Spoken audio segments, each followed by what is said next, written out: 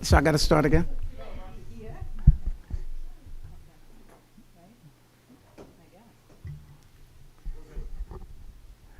Good afternoon. My name is Brian Scantlebury. I'm the Deputy Township Manager here in Montclair. The reason we're here this evening is to give the public a preview of what the finance team and myself submitted to the governing body for approval on the 16th.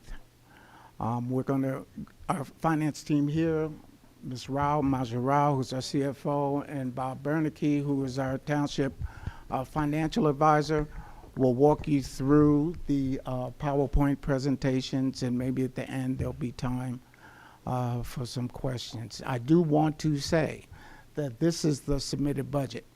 This is the budget that's going to council that they're going to be reviewing, okay? As a result, that they have been reviewing. As a result of today, there won't be any material changes to the budget. So with that, I will send it over to Ms. Rao.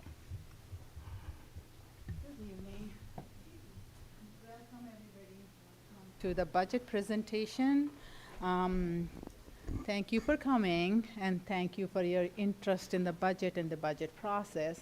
As Mr. Scantlebury just said, I, along with our financial consultant, Mr. Bernicke, and our comptroller, Ms. Akmal, will be presenting the budget to you today. Everybody settling? Hello. Okay, that said, I will start, and Mr. Bernicke will jump in wherever he finds it important, and he can add. Same with Ms. Akmal. So this is the 2023 introduced budget that was presented to the council on March 27th. This is the public hearing for this budget is scheduled for May 16th. Okay, that said,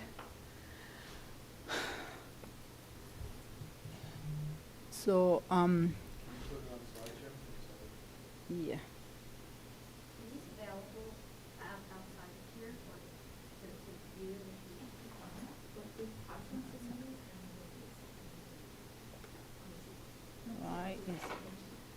Okay. This has been submitted to the council, and the introduction happened on March 27th, and the public hearing is per the statutory requirements. A public hearing should be at least 28 days after the introduction. So this May 16th is way more than 28 days.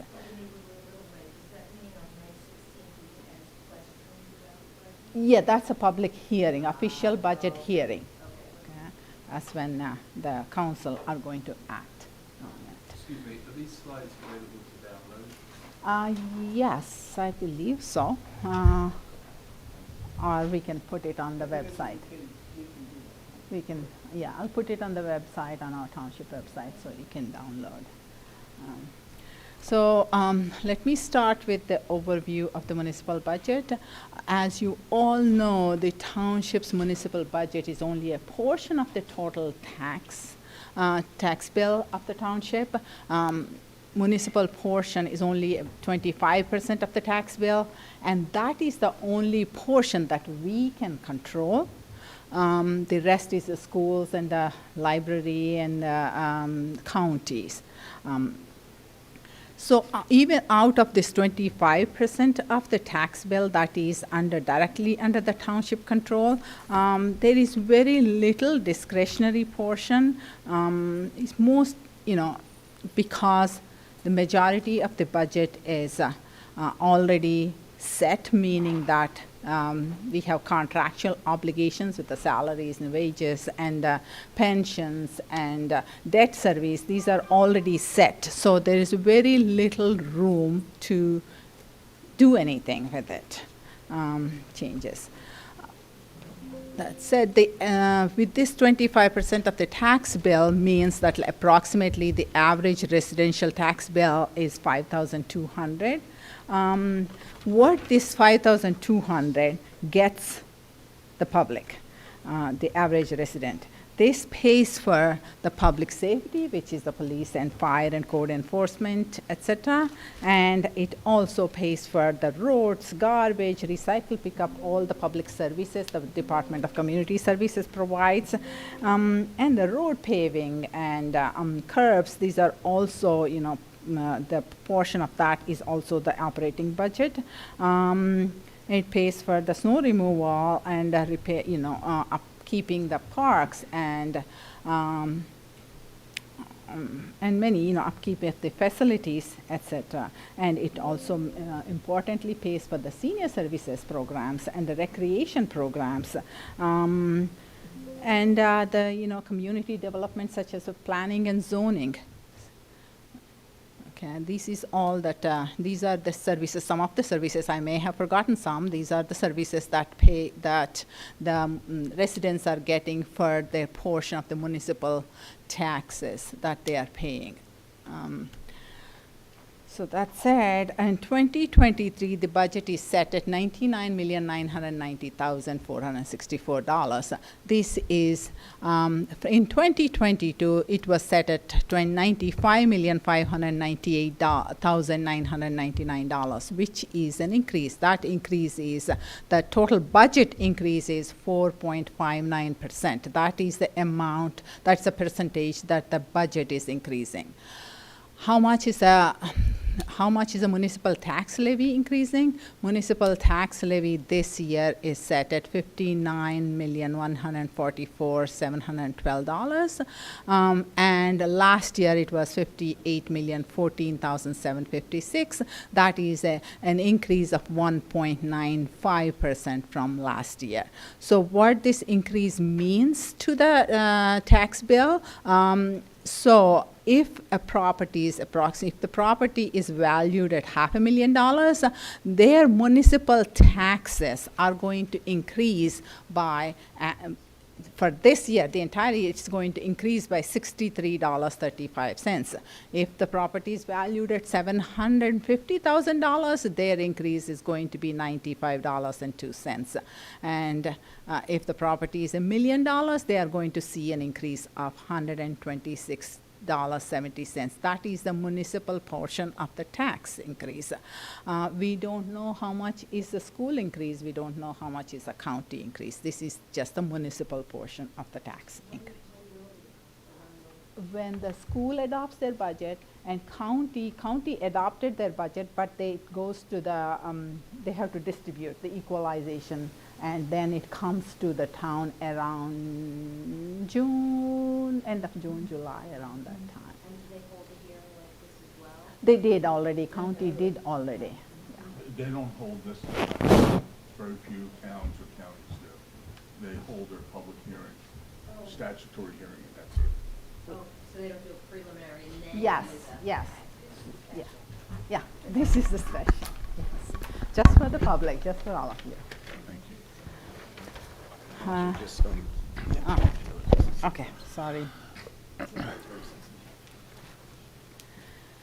So what are our objectives for this budget? The main objective, as always, every year as we do, is the main objective is to either maintain or improve the core municipal services, the core services like the health, welfare, and public safety. That is the goal of any municipal budget. That's our goal. And we also are identifying, we are in a process to identify any areas of any improvements that we can undertake, and thereby we can achieve some cost savings. And we are going to continuously work on that. And what's the other objective of the budget? It is, this is a long-term and a short-term objective too. Our goal is to reduce the tax increases, minimize the tax increases, and remain within the statutory caps.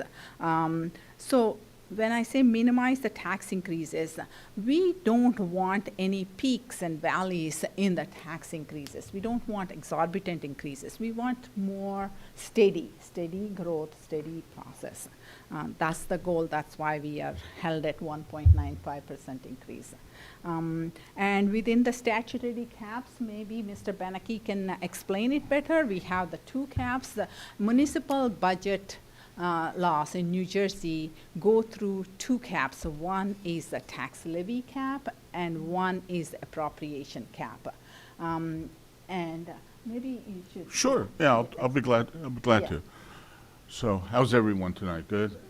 Smile, beautiful spring day out. We come in peace, you know? So, we have two caps in New Jersey, unlike, say, for example, the county or the schools. The legislature in 1977 set up what's called the appropriations cap. And you take all your departments and your insurances, for example, and by and large, you bucket those together. It's called H-19. It's a complicated formula in the statute, and that's subject to an inflationary index of 3.5% if inflation is high. And if you don't pass the index ordinance, what ends up happening is you'll catch up with inflation, and a lot of towns got caught this year, and they didn't have enough headroom in their budget to absorb pensions, insurance, gasoline, and garbage costs. Garbage costs throughout the state for municipalities skyrocketed over the last 2 years. So what the legislature did in February, and we sort of predicted that here when we did our first budget presentation at the end of January, they provided a series of waivers, 1-year waiver for this year, so we were able to exclude certain pension cost increases, certain garbage collection cost increases, et cetera. And we were able to navigate within that cap. So that's one cap. It's kind of complicated, but it serves the purpose to reduce spending on the department levels. That's at least the intended purpose. And again, it's been around since 1977 with some fits and starts.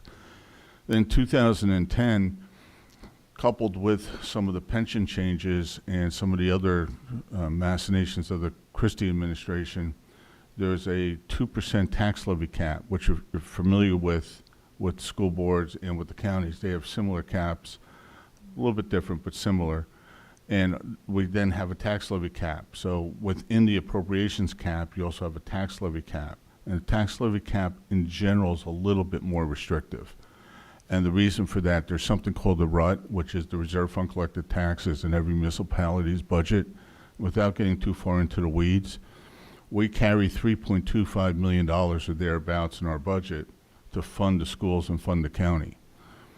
We fund the schools, and this is in every municipality in New Jersey. There's about 30 that don't do this because they have an opt-out because of a very technical reason, mostly in Upper Sussex County and Lower Cumberland and Salem County. What that does is that we collect X percent of our tax collections, let's call it 98, 99%, whatever it is, of $200 million, we don't collect $4 million.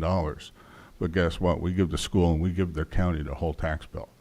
So we have to make up for that 2%, 1% in our budget, and that's part of the tax levy cap. So that's really a restrictive difference that Maja especially has to deal with every year. Council Cummings, who's here and former councilor Baskerville, knows this very well because you're sitting there and it's very frustrating that you want to be able to do something, but you can't because these caps keep rubbing up against you. The other problem that we have along the same lines is that we're sitting here in June and we're adopting a budget that's already half spent. So we're going to be adopting a budget that's half spent. The Board of Education is adopting their budget that comes up on July 1st. They haven't even started spending against it yet. We're adopting a budget that's half spent. And by the way, so is the county, but the county's a little different because as Maja indicated, Ms. Rao indicated, the county has to equalize their budget, meaning that it's based upon all the market value of property throughout all the towns in the county, from Newark to Roseland, from Montclair to Milburn. And that's a process that's done into July, so it gets a little bit complicated. So we have to figure out the reserve fund collected taxes, figure out the cap, figure out the budget cap, get all the statutory items in, and voila, here we are mid-year, and we've already spent the money. So when people say, cut back, cut my taxes, you can't do it until next year. And that's why we focus on the discretionary items, because you really can't cut back until the ensuing year. Because here we are, we know what our contractual obligations are. We know basically what we're doing because it's mid-year. Leaves are back on the trees. So that's the essential elements of the cap. Just following up on what he said, that's why our tax bills usually go out in August, because we wait until the county gets all the budgets from all the 22 municipalities from the county, get adopted and sent to them, and then they distribute their allocation to the municipality. Then we get their number. Doesn't the fiscal year start in July? No, it starts January 1st for all 565 towns in New Jersey and counties. But the state is on It's the July Yes. 1st. And the Yes. school boards, what's even more frustrating for us from an accounting perspective is that the school districts are on a July 1st calendar basis. And it really gets rough because we have to allocate everything on a calendar year basis because of our fiscal year and our audit cycles. And we actually crosswalk, every municipality does this. They have to crosswalk the school district's budget to a calendar year basis, verify it, and send it to the Board of Taxation. And you know, this Board of Taxation is kind of interesting too, because we try to really get down to how much our taxes are going up, but they can round like that, and all of a sudden a 1.95% increase turns into 2.02% or 1.895%. You just don't know because they round based upon the tax assessments and based upon the equalized values. So it's really difficult to pick up. It's really a crazy system. It's there to protect us, but it was invoked in 1962, so it's 60 years old. Actually, this year is the 60th anniversary of these budgets. So, Along the same lines, I have one other interesting fact that I always appreciate, I should say. The basis of accounting for New Jersey municipalities is not the regular GAAP accounting. It is called ACBOA, that's the other comprehensive basis of accounting. What it does is it recognizes revenues only after we collect in cash. That's the cash basis revenues, but appropriations, once you encumber, that is recognized. So it's a really restrictive, very conservative budgeting structure, formulas, whatever you call it. And I believe it's in 1935. I don't know, during Yeah, it was your time or before. it was 1930. It was 1937, just the year before I was born, or something like that. Yeah. So just to pick up on what Maja said, I mean, Maja is a CPA and RMA, and it has all sorts of alphabet soup letters after, very well credentialed, obviously.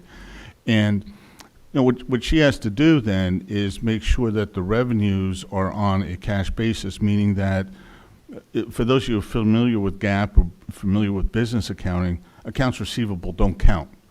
They're offset by a reserve automatically. It's like a 100% doubtful account. If you're familiar with GAAP accounting, it's 100% doubtful accounts. So we send out tax bills for our $200 million. We reserve the $4 million.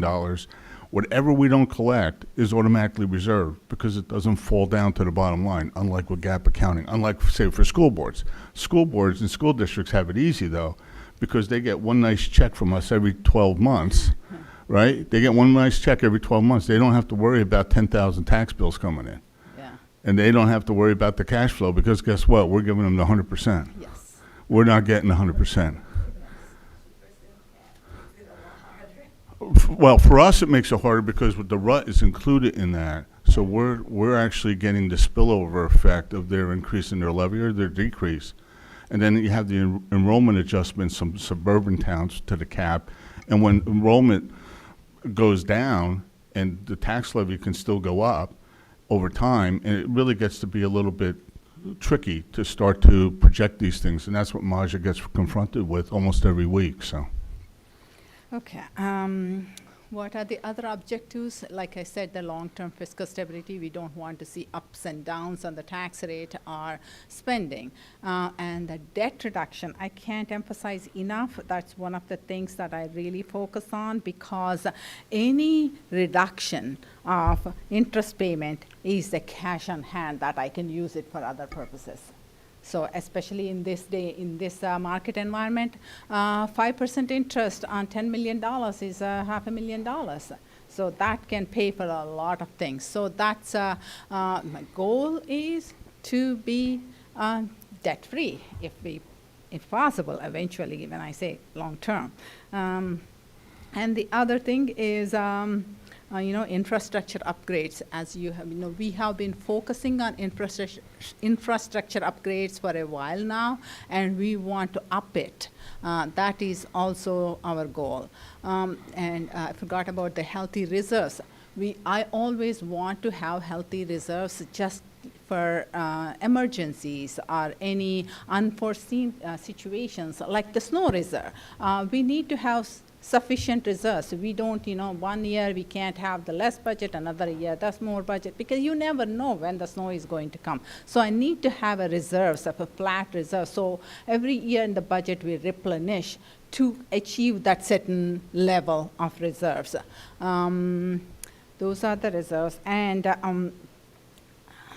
so, like I said, we practice fiscally conservative budgeting practices to maintain these reserves and to reduce the spikes in the tax rate.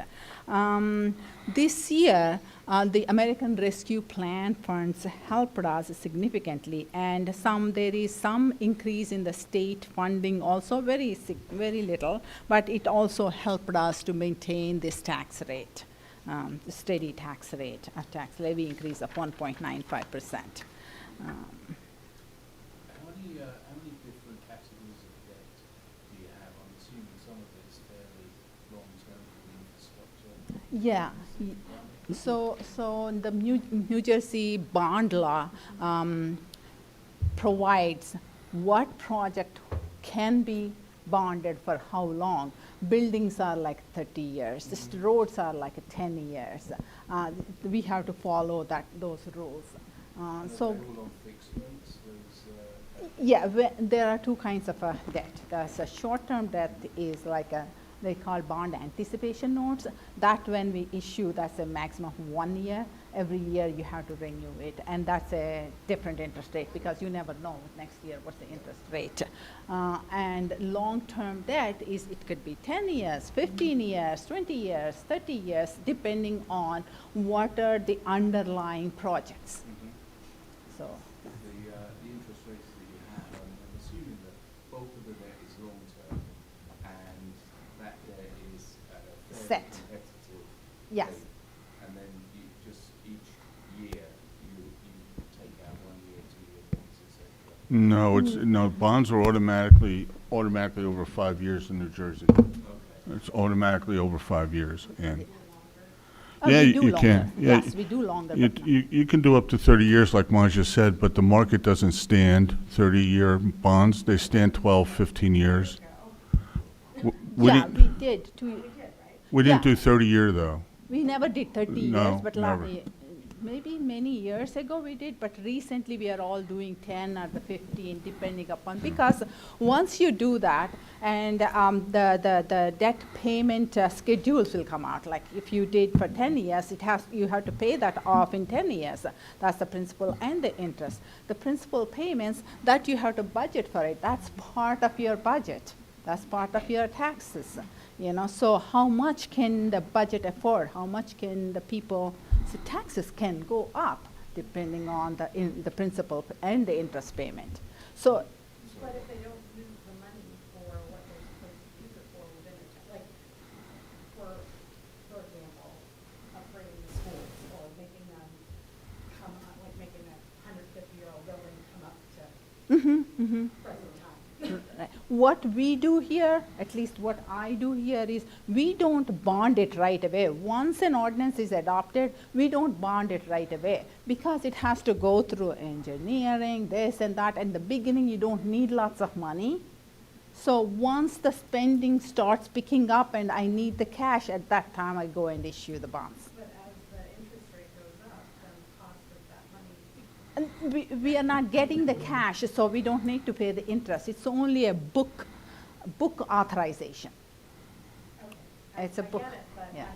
We don't have variable interest rates. No. We don't have bonds for anything that is not Internal Revenue Code compliant, which means it's all tax exempt.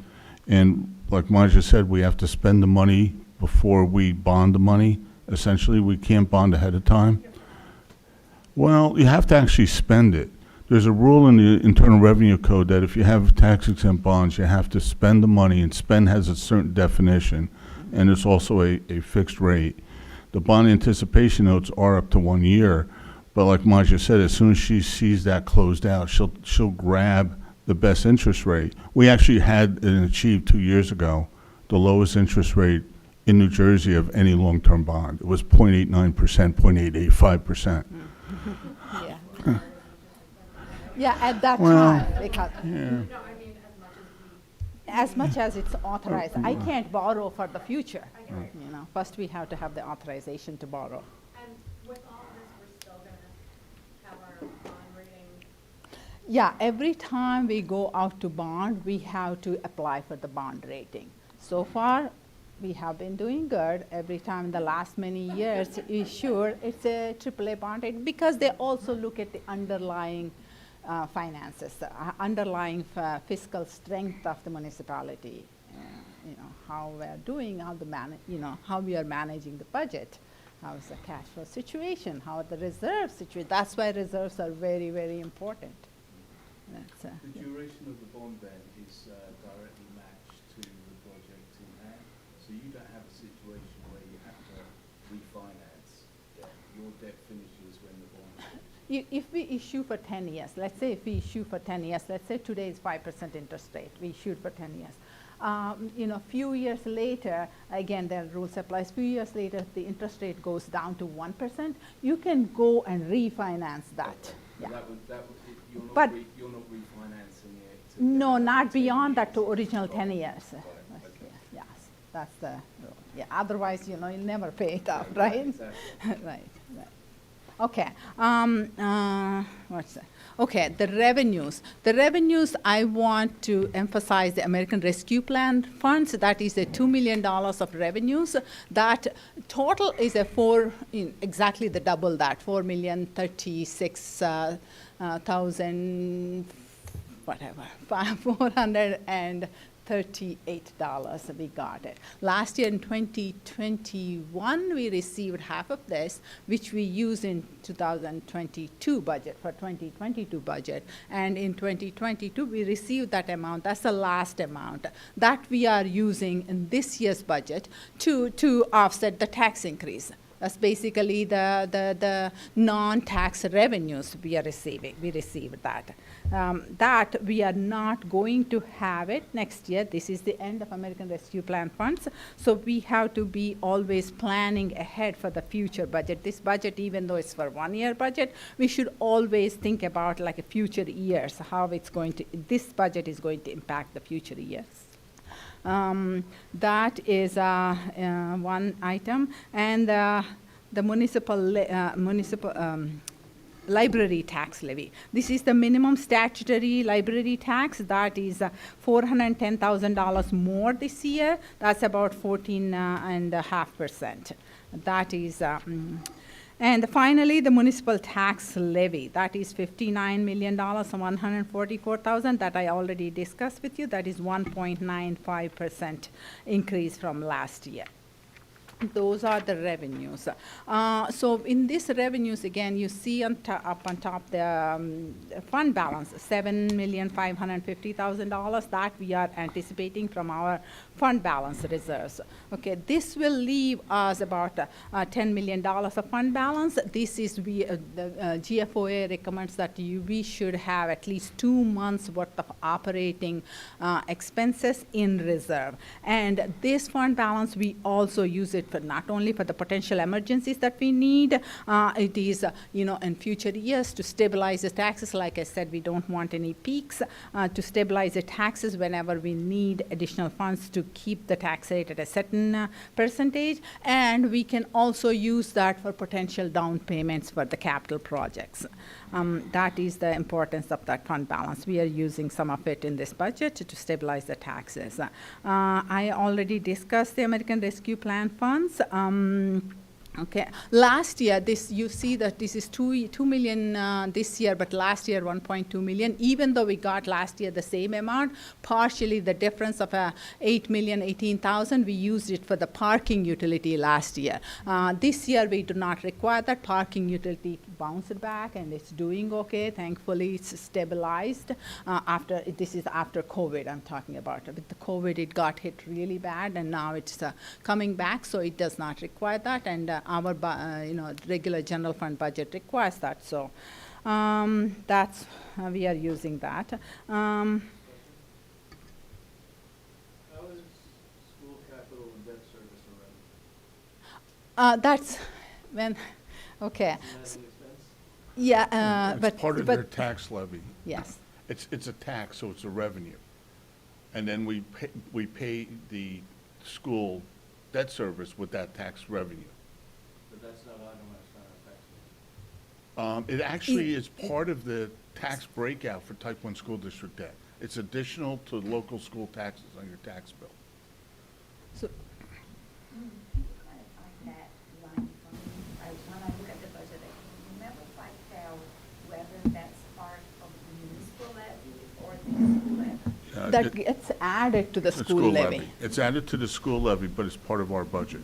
Part of our budget because we used to be a bad part. Yes, So you yes. would still, Yeah, we still have that debt from the school district. Whenever type 1, that debt is still managed by us, so we have to pay. when the school levy comes in, you take that out of the school levy and then you send the rest to the school? Yes. Yes, Okay. yes. The We're to- not paying for anything, the municipality is no longer paying for anything for the school, No, but it's still not sharing the pilots. yes. Why would you share the pilot? I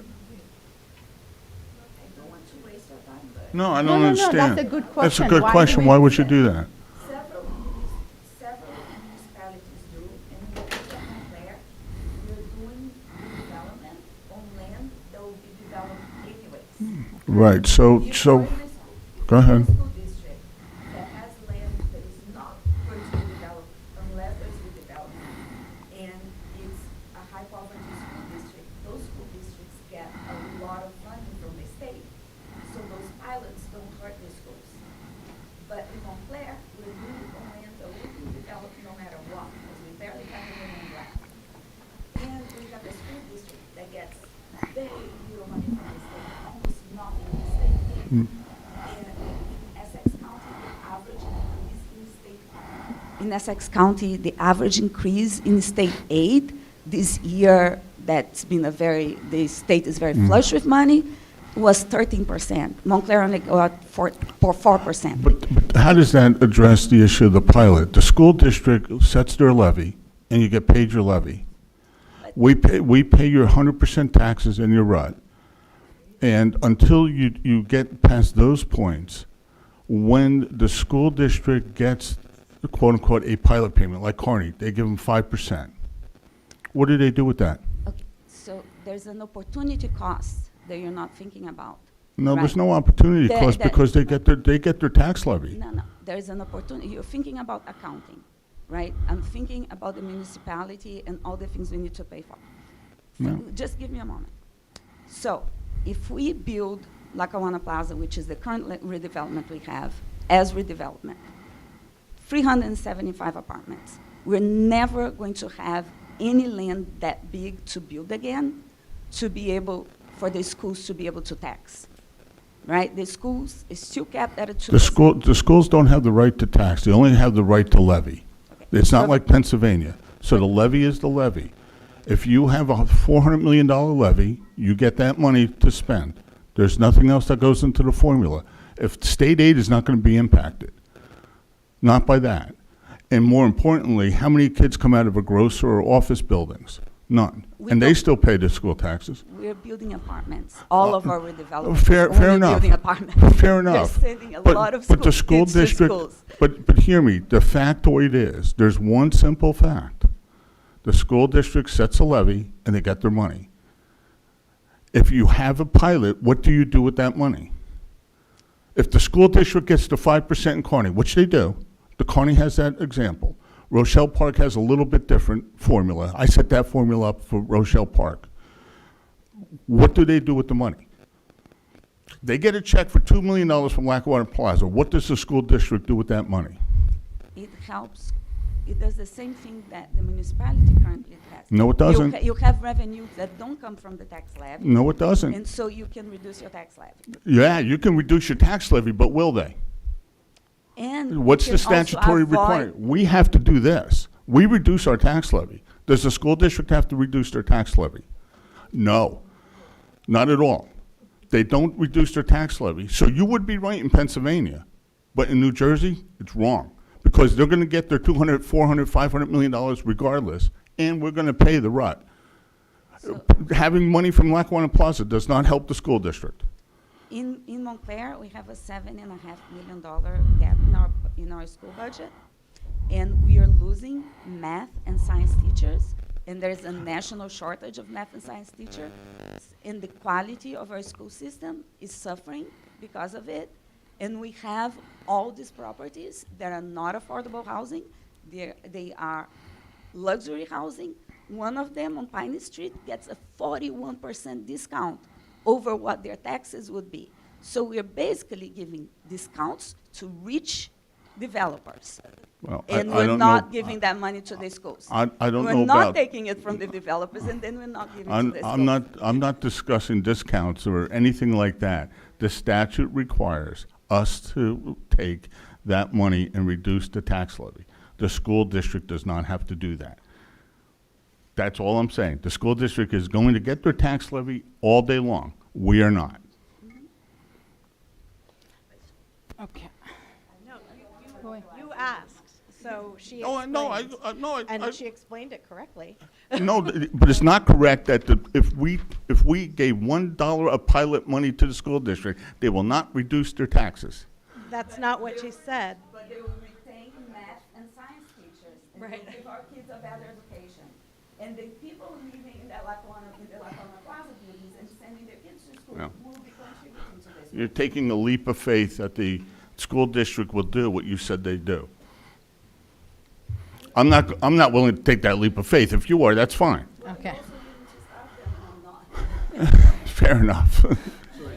This is what the statute is, and The municipal pilot money and give it to the schools, I think the issue is that these buildings are not paying their fair share. These buildings are not paying their fair share of the costs of the school district, and those of us who are homeowners are paying more as a result. Well, you know, I mean, that's interesting too. And we're not going to go down this rabbit hole because we're here for the 2023 budget. But just let me put a wrap on that. The 3 or 4 pilot projects that we know of that are the heart of Ms. Rao's revenue report, those do pay their fair share. And without the pilot, they would never have been built, so there was no fair share to be had. And that is true. That is absolutely true, at least on the 3 or 4 big ones. I don't know about, well, the three that were in here, Valley and Bloom is one. No, I'm serious, yeah. Across the street, there is a building across the street from a Whole Foods in a town where you cannot keep property on the market for more than a week. With a hotel that's been stressed and strained, as every hotel this side of Miami is and this side of Manhattan. Valley and Bloom is all apartments. I'm talking about the hotel, the Valley and Bloom itself, and that area, the Sienna,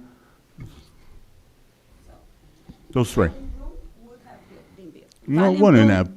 The proofs just don't show it. It wouldn't have been built. I'm sorry, it just wouldn't have been. At full taxes, it couldn't have been financed. It just couldn't have.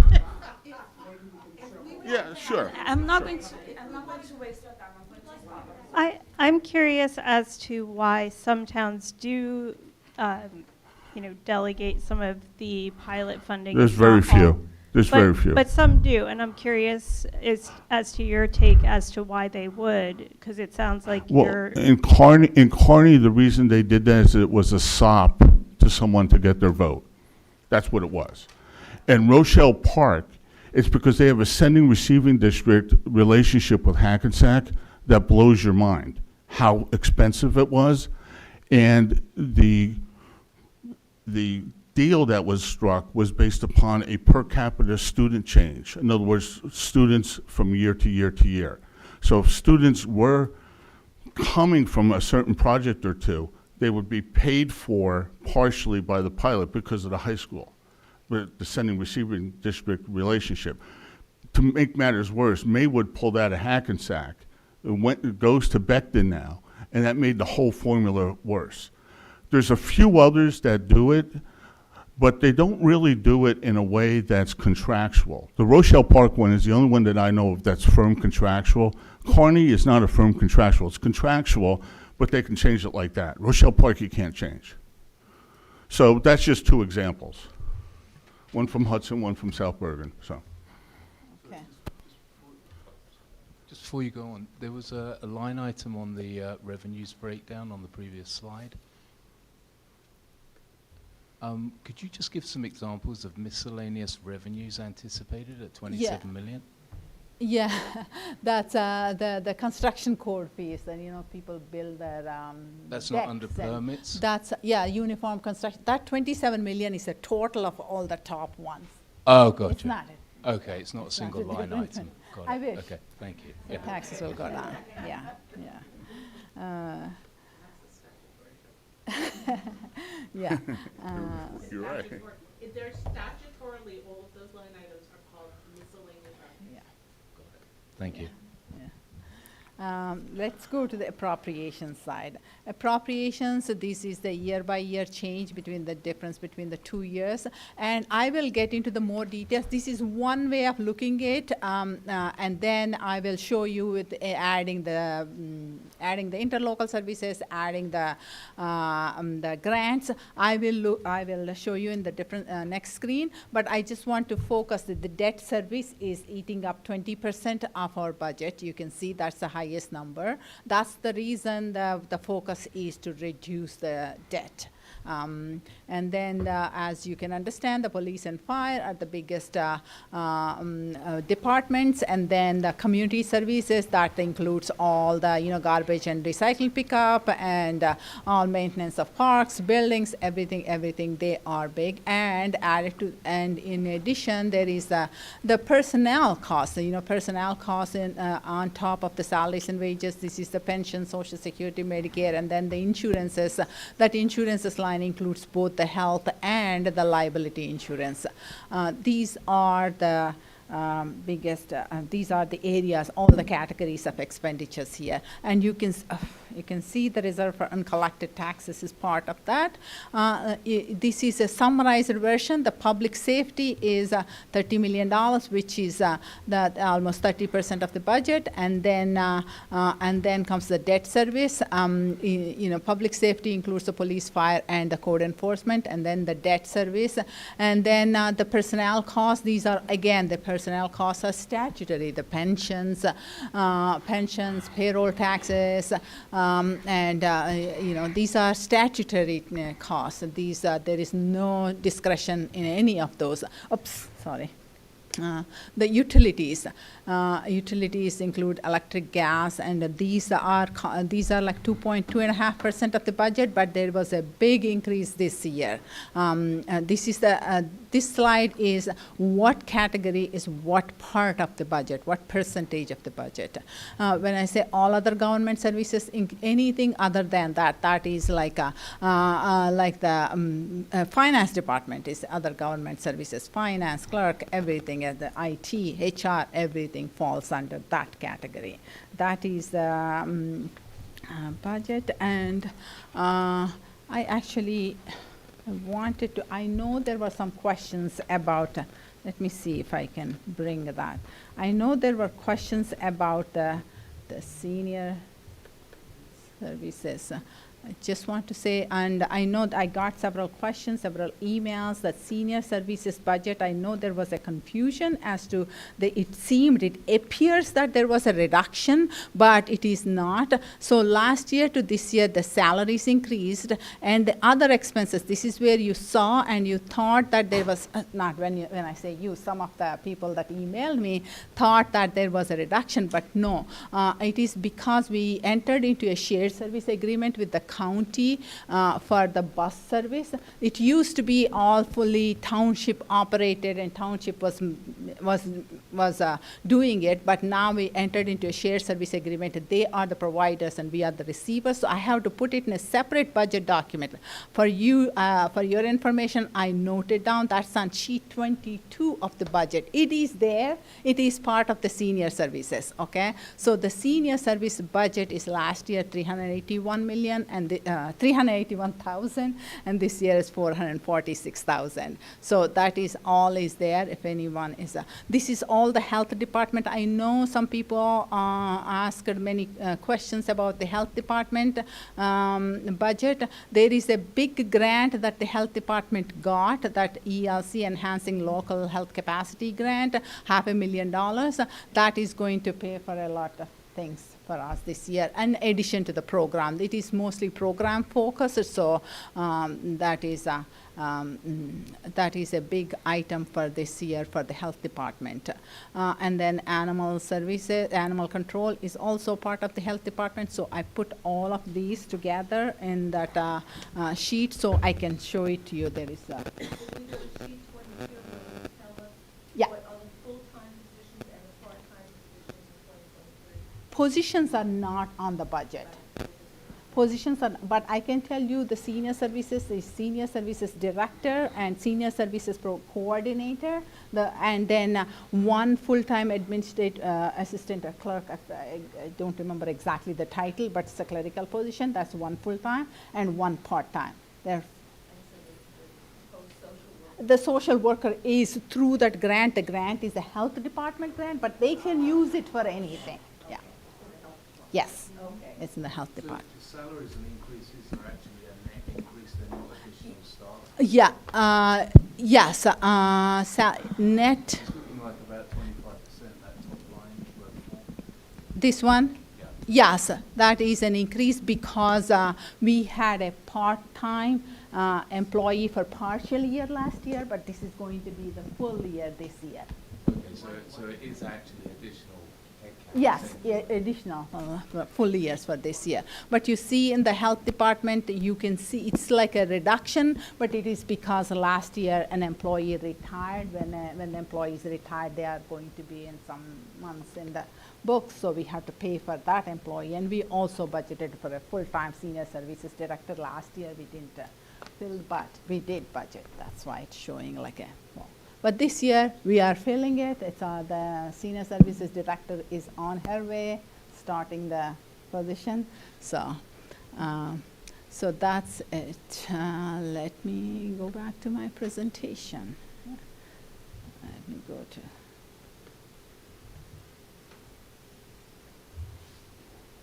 Okay.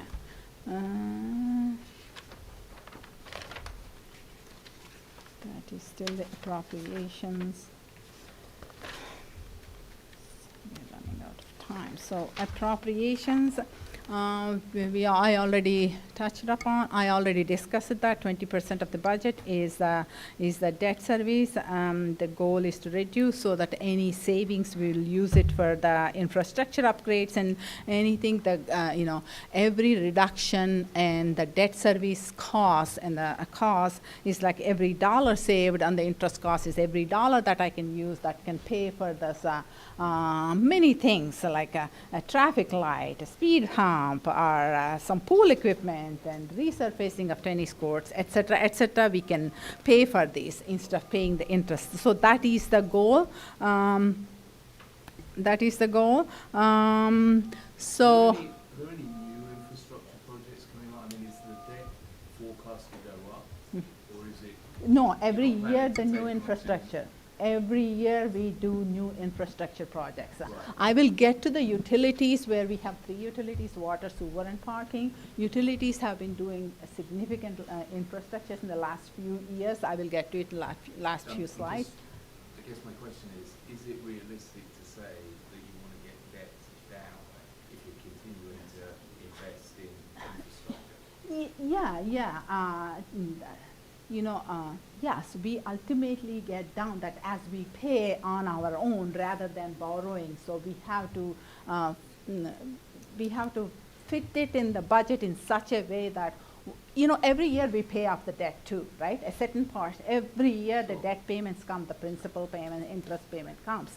But let's say I pay $2 million in principal this year, but if the new infrastructure is 1.9 million, so I have a reduction of 100,000, right? Sure. So that's what Marcia does, and then, like she said, she does pay-as-you-go for all the small items. Yeah. So we're not paying debt on radios and clocks and things like that. Right, that's the goal. So we want to do the little items instead of borrowing. We try to put it in the budget. Do you know what our current debt is and how Yeah. much you Yeah. have budgeted to have that reduced next year? Yeah, 80, other than the schools used to be ours, so now we removed completely schools. I know schools did a big major one last year, $188 million. That is no longer, other than the schools, without the schools, that is the townships, that meaning the township general fund and the utilities together at $87 million. We started the year with $87 million, and we are paying off about $10 million in this budget. In the debt service that I showed, 20% of the cost, that's all the payments for those for that old debt. And now we do some more infrastructure. So like you can see, the ordinances come. Recently we did a pool, 2 pools, Nishuan and Essex pools that we recently adopted an ordinance. That's going to be new debt. And then new ordinances will come to do the road projects, to do some building projects. So that will add to that 87 million. The 10 million goes down because we are paying, and then any new things will add to that. The goal is to have a net debt reduction. That's what. 10 million is principal payment. Yes, yes. If you see, and it's like 18 million or something is not 18 million. Something is the total debt service payment, but I can only reduce in the total debt the principal payments. So in addition to a big portion I also touched upon is the employee costs. And with all that, that's what I'm saying, with all this, there's very little discretion. Debt service payments are set. They are the debt schedules. Once you issue the debt bonds, the schedules come. And the salaries and all are contractual increases. We have unions. We have 8 unions and their contracts and whatever is based on the contract. So, this year we have a little a few new positions we created. So those are going to add to the cost. And inflation, there was a significant inflation in the beginning of the year, especially in the utilities and the gas and the oil, gas, all these things. So those are significant. So coupled with all those things, the budget is overall is going up by 4.59%. That is the budgetary increase. So fund balance. So this year, end of the year of 2022, it's 18.5 million. We are using $7.5 million, so we are left with about $11 million. Next year, remember next year, the ARP funds are not coming back. So I need that 2 million, additional 2 million, which I'm not going to have next year, has to come from that fund balance. So, and I will be using within that $10.9 million, that 2 million, I will be using it to balance the budget for next year. And the same fund balance we can, similarly in the future years, in 2024, and we don't know how 2024 is going to end. We don't know what's going to come in 2025. We all saw in 2020 the COVID, nobody expected. So we need to have these reserves to have some stability in the services that we provide. A question about fire and police, because they're our biggest departments. Mm-hmm. would you be able to tell us what's the total cost of the department, including statutory costs and health insurance?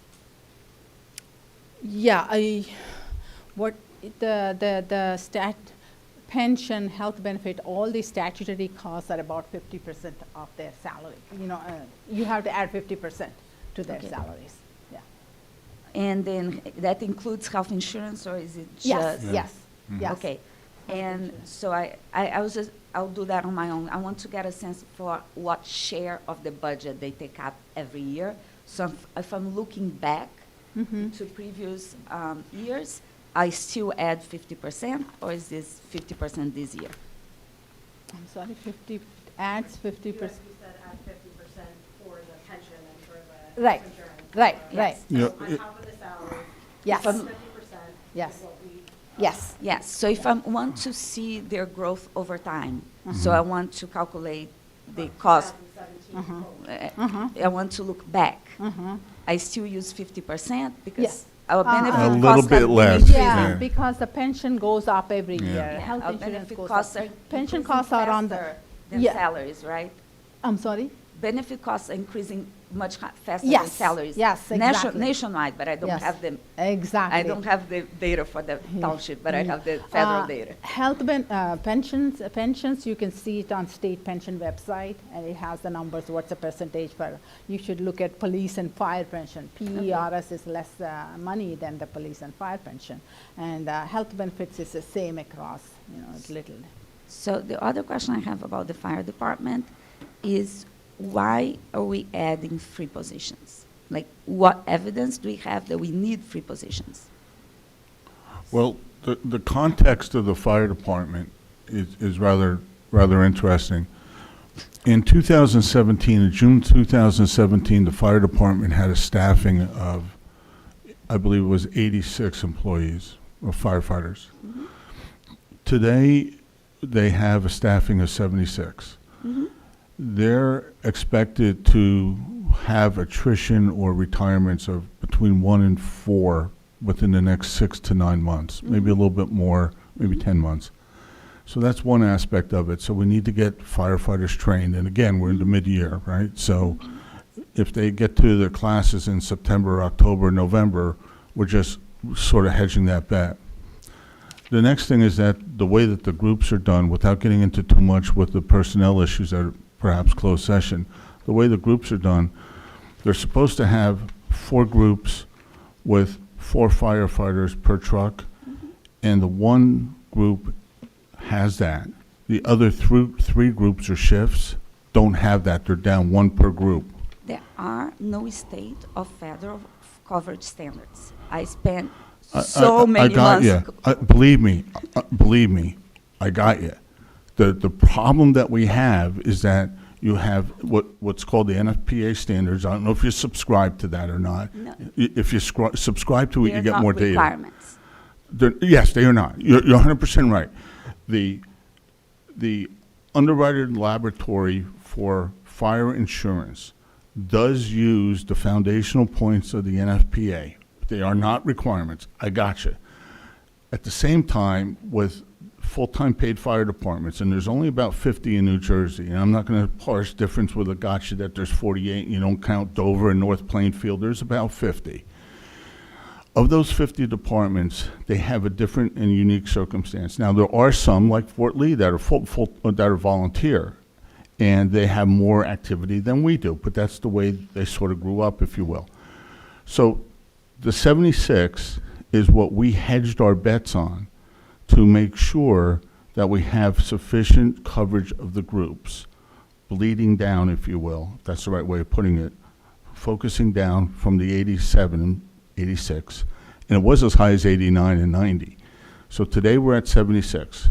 So we've saved, if you will, 10 positions at about $160,000, $180,000 per position, $1.8 million by doing that. That's the construct of it. Now, we can go into closed session issues as to why we do that, no. but we don't want to do that. No, you know? I'm not asking you anything personal. I'm not going to say anyone's name. It's not nothing like that sort. It's just that several towns, not only in New Jersey, but around the country, do a standards of coverage assessment. Yeah. And then they decide both the equipment needs and their staffing needs. Yeah, that- So that was it's not started- the fire chief, it's not Yeah, the fire I union. got it. I It's got not you, it's not No, I got it. manager. There is a Yeah, consultant that it does started that in for them. California. It started in California. And the reason that that started in California, and to a lesser degree Oregon and Arizona, is because they have companies delivering fire services and not the government. The government pays for the fire services. Yes, they do. That's how it started. It started in There's- Bakersfield. It started in the Bay Area. That's how it started. Some towns do, but also county fire departments are doing standard of coverage studies, and Mhm. Yeah, Illinois is doing standard of coverage studies, and those standard of coverage studies are very valuable, because how much we spend on fire department and how much we're going to allow the fire department budget to grow and take up more space every year out of our total budget is a matter of policy choices. I'm going to read for you something that I thought was very educational. There are no mandatory federal state regulations directing the level of fire service response times and outcomes delivered by the fire department. The level of service and resultant costs are a local community choice in the United States. The body of regulations on the fire service provides that if fire services are provided, they must be done with the safety of the firefighters and citizens in mind. There is a constructive tension between a desired level of fire services and the level that can be funded. And I see here in Montclair that we don't have this tension. We just give them as much overtime as they want, and we give them as many positions as they want, and we give them as much equipment as they want, and then we cut out of what? Senior services? No, Street lights? The second premise is just untrue.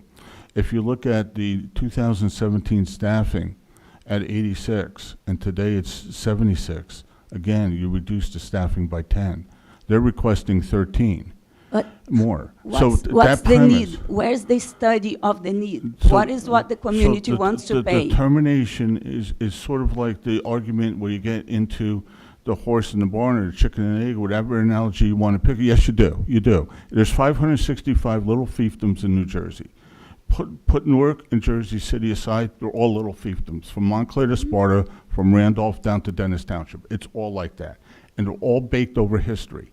So just because Fort Lee, which is more of a bigger city than us, has volunteer, and you go to another place like Dover that has a full-time paid fire department, it makes no sense sometimes. I'm not advocating for a volunteer fire department. I would not want to Well, live in a town but- that sends someone into a fire without health insurance, without a salary, and gotcha. without a pension. I just want to have a limit on how much we spend on it so we can have other things. Right, so you have four essential groups with essentially 15 firefighters. So that's a core of 60. That core of 60 may include a captain, lieutenant, et cetera, and officers. So that's the core. Then from there, you have battalion chief, you have a fire marshal, you have some captains, and you have this chief. In our opinion, that adds up to about 75 to 80 firefighters. To go to the next level, the chief and the fire department advocate for another additional almost 10. Well, this year 13. So we think that we have the tension where we are recommending 76 plus 3 with the understanding that over the next year or so, we're going to lose through attrition and retirement 3 to 4 firefighters. The justification for it then is twofold. One is to make sure the groups have that 15 because that's the balancer. And the second, and you may disagree and that's fine. The second is that there's a need for attrition and to get the firefighters up to speed. And of course, the fire corps. My uncle was a firefighter in the Bronx. The fire corps always says, you don't want to fund us until you need us because your house is burning down or your neighbor's house is burning down. So we try to balance that. Brian, the finance committee, Councilor Cummings again is here tonight. the entire council has the robust conversations, Ms. Baskerville, Dr. Baskerville, the robust conversations on these types of things, and the tension is there. The question is that what's the right call? We're going against, if you will, the fire department's recommendation of 89 firefighters.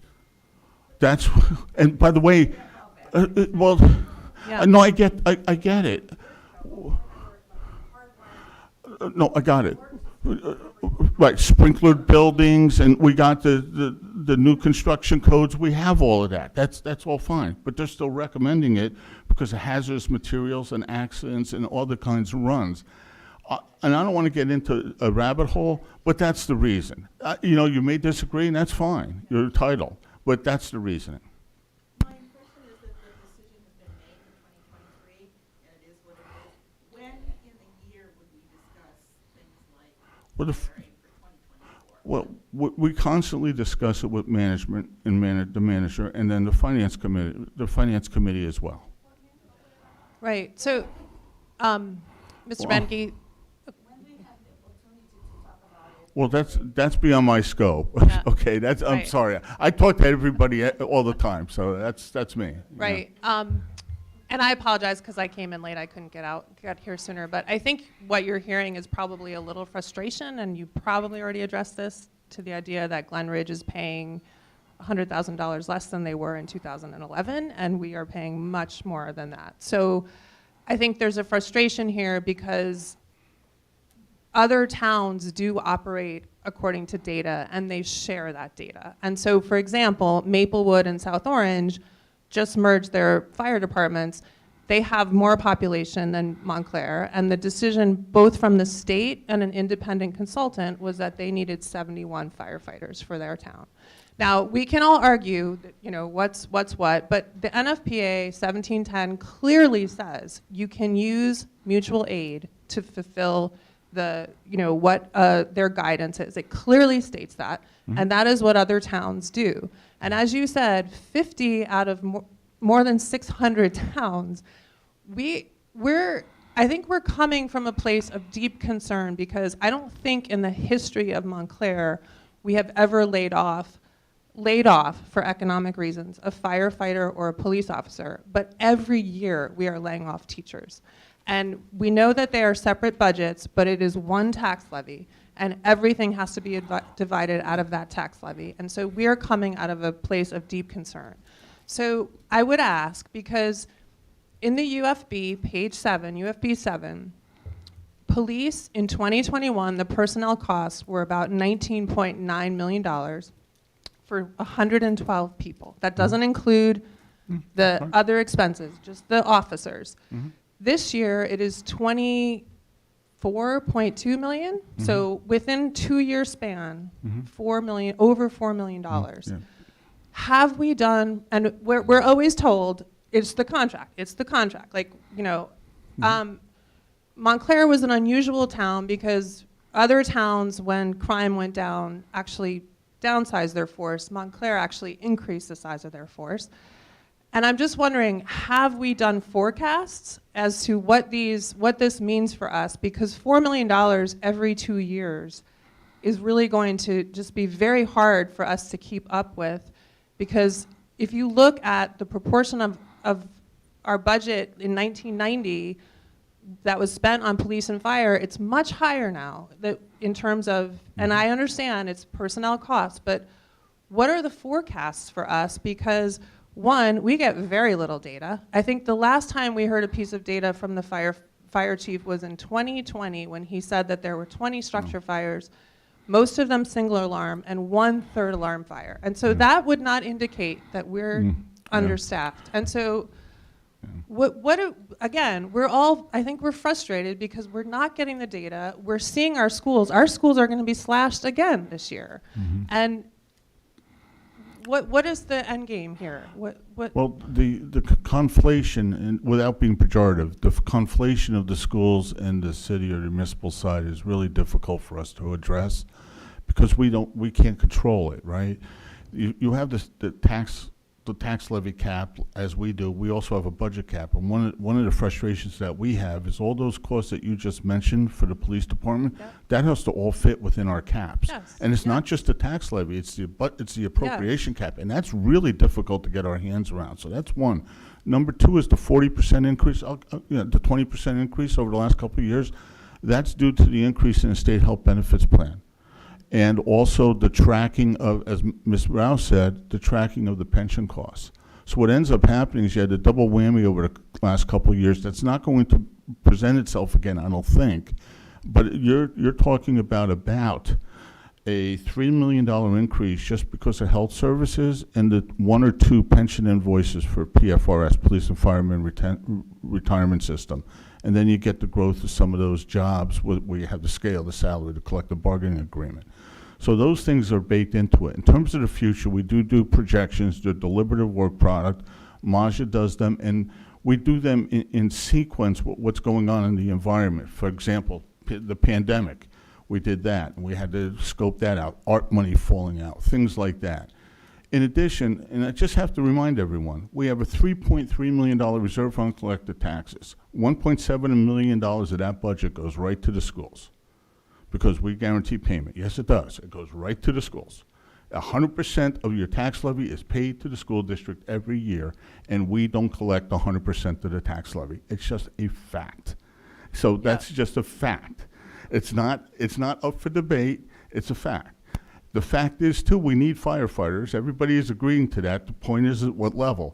We have gotten from 89 or 87 down to 76 to 78, 79. We think that somewhere in there is the right number. Why? Because of the way well, look, I hear your frustration. Well, let me tell you something, how unadult I am. And Maja and Brian have heard me say this many times, and I say it all over the state, all over the country, when I speak to firefighters in towns like this and fire chiefs. I don't care about your data. How many times did you guys see flames, and gals see flames the size of this table? Just tell me. I care about the data. Well, no, the point is that exactly, that's the point. You don't know from the data how many times they saw a fire. So we just have to, why? But that's the idea. Because it's not reported. Because it's not required to be. It's not required to be. Right. Excuse me, please, let's keep it right. one at a time. Sure. Carry on the conversation. I'm going to try to run this different than you see on Tuesday nights, okay? So look, we're not being argumentative. I'm just trying to give you the perspective. That's all. That's the perspective. If you disagree with it, that's great. That's your right. But that's the perspective that we try to instill. Effort to have data. Like you said how many times have you seen a plan? If you can answer those questions, then you have the data. Well, But I think you're saying the same thing. I think what happens then is you get anecdotal evidence put back to you. For example, we had a couple of bad house fires over the last couple of years, and it was all hands on deck, 4-alarm, 5-alarm, whatever, however you call it, with extra mutual aid. So that's also a justification for the level of firefighting that the fire corps uses. And, that's their point. Their point is that they're here to save life and structures. Yeah, and I agree we have to move on. I will just say it is a really hard pill to swallow that we would have a fire department bigger than Bloomfield when we were told that Bloomfield was our big competition and why we can't have, and again, you don't care because you don't live here, I guess. No, I care. But we No, I do. care. But I have another question. I care. I'm sorry, and I'm just going to take this. But we effectively serve as Glen Ridge's water utility, and I can see you're going to put this up there. We pump their water, we flush their hydrants, we maintain the quality of their water, we respond to emergencies. We are their water utility. We're also their sewer utility.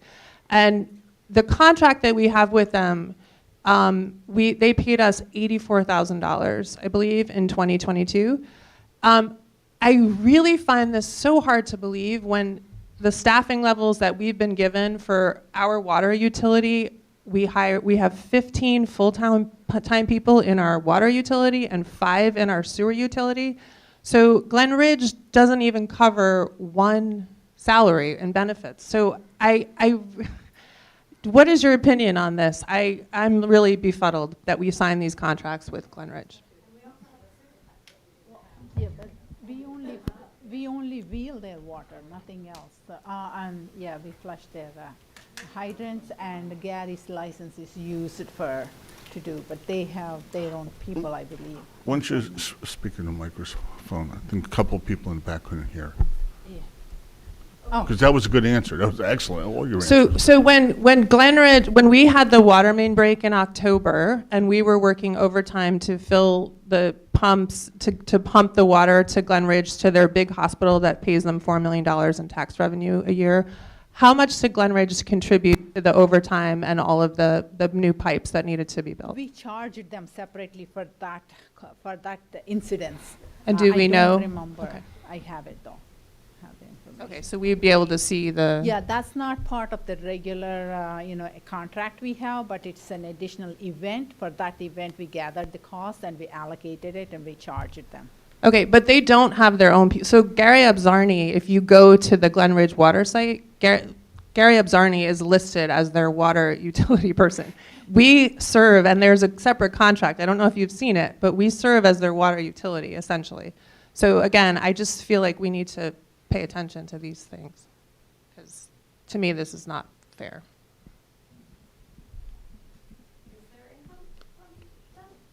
Yeah, we do collect whatever we wheel the water for them and we collect the revenue from them. And Mr. Abzani works as a licensed operator, and we charge them for that license fee. And our employees work on certain, flushing the hydrants and other stuff, and that the number of hours they work. I have the data given by Mr. Abzani. He gives each person how many hours they work, and accordingly the amount is charged. I share all the concern. Hold on. You guys have been talking, and I was told Sorry. there were no questions tonight. And so I've been sitting here sort of going, okay, there were supposed to be no questions, and yet several people have now been monopolizing the presentation that I came to hear. And I agree with all of you on all your issues. I've lived here for 30 plus years. But these aren't the two people who make those decisions. What we probably need to be doing is insisting that the Finance Committee meet in public, because that's where the decisions are being made, that we're not, huh? It is a public meeting, so. Understood, but these two people aren't the people who can make the policy decisions. They just know the answers. They know some of the answers, but they can't change the answers. They can't change the numbers on the budget. No, but they can explain them. I understand, but that's not what you guys have been asking, and it's really frustrating because. Ma'am, do you have a question for Masha? No, I just would like us to get okay. back on track. Fair. Okay. I only have few more slides. I know it's we're running out of time. Another question. So is the Finance Committee meeting an open public meeting that we can then? No. So it's not. They even tried to exclude Ms. Rao from the Finance Committee meeting. Come on. So we can't. They're not public. So then if we can't be at that meeting, then this is the only venue.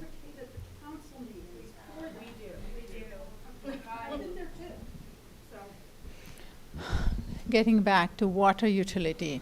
Water utility, again, water utility, the focus is on the infrastructure upgrades. Since 2016, we provided $11.5 million for infrastructure upgrades. So this year, we are providing $3 million. So you can see it under capital improvements. So we are providing $3 million for, very badly needed, water main break, replacing those pipes and, doing what other stuff in the water utility, what cleaning up the wells, maybe.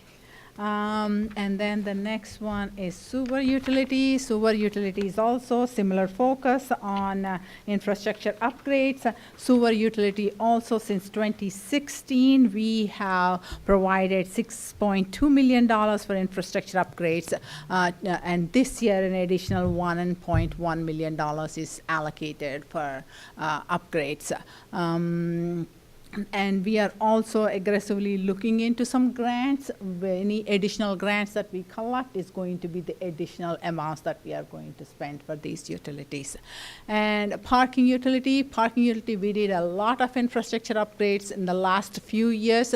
Now we are stabilizing it, the need for it, and we spent a lot of money on a midtown deck and the other, the lights and the linings and et cetera, and the various decks.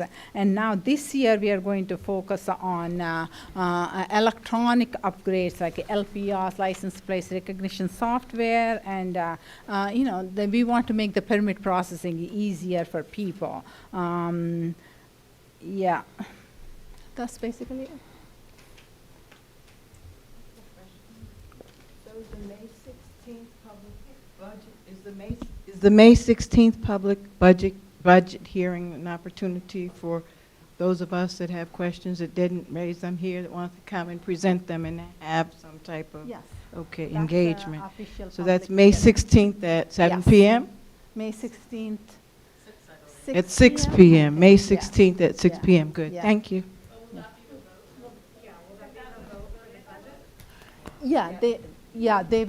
They will consider the voting. They can amend them. Yeah, the statute requires to have a public hearing on the introduced budget. And then once the hearing is over on that budget, then, if the governing body, it's up to the governing body if they decide. I'll come in before voting. No, they don't, no. Depending upon the, if there is amendment, depending upon the size of the amendment, and we may need to do the re-advertising and all that. But they are allowed to propose amendments? They are, as long as you don't exceed the caps. Yeah. And there's no statutory disbarment. In other words, pension invoices can't be, debt service, the reserve for collected taxes, all that good stuff can't be changed. By which you have, it has to be Yeah, it is, what, May 28th or May so. 20th, or immediately after the meeting, immediately, I thought it's April. Well, remember, forgot, it's it's a floating budget schedule because the state extends the budget every year. And the introduction date had to be the last meeting in March, Yeah. or if certain types of government don't meet like that, so first meeting in April. And then whenever the budget hearing is set, the state allows you then to have May 16th. They do allow you for a short budget amendment period if that's what you want. But budget amendments are very difficult to pull off because of all these statutory constructs. That's the problem. And we were just talking about this morning because we have an obligation coming up, very small. And we just said, hey, by the time the budget is through and the estoppel period's run and the state approves the budget, it's going to be June 19th, June 26th. Wait 6 months and order the thing in January and we'll put it in next year's budget. It's just the way we have to work. It's really a bad way to work, but that's what we're facing every time. And I just want to say, the questions were really good. You can see Maisha puts a ton of work into this. You're Really good. amazing. Thank you for taking the time to do all of this. One more thing I want to say, this budget is submitted to the state. State takes all its time to review and comes back with questions. If they can force us to make some changes too, it's very rare, but if something it doesn't fit according to the statute, then they will. They haven't responded yet, but before May 16th, they have the obligation to respond. And if they're, mostly there are no amendments, and the amendments are not, helpful. And like Mr. Beneke said, there's very little leeway. Even those amendments have to go through the state, and they have to approve it. Can I have one more question about the water on the slide before. Do we get help from Montclair State and from We bill the Montclair State for whatever water they consume. But when they have to do infrastructure and pipes and stuff, or don't do think do they share in the costs at all of anything, or no? It's just they pay taxes too? No, they don't pay taxes. Oh, well, they don't, pay right, they're taxes, about, they right. pay user fees. They don't pay taxes. I just wanted to say thank you so much. I know this is a really unusual presentation, and it really was very valuable. I learned a lot. I appreciate you both taking the time and the effort to answer all our questions. Thank you. We appreciate you coming and be passionate about it. I am very biased, but I think we have the best financial. Oh, we do. 12 months a year. We are blessed. Thank you very much, everyone, for good questions. Thank you.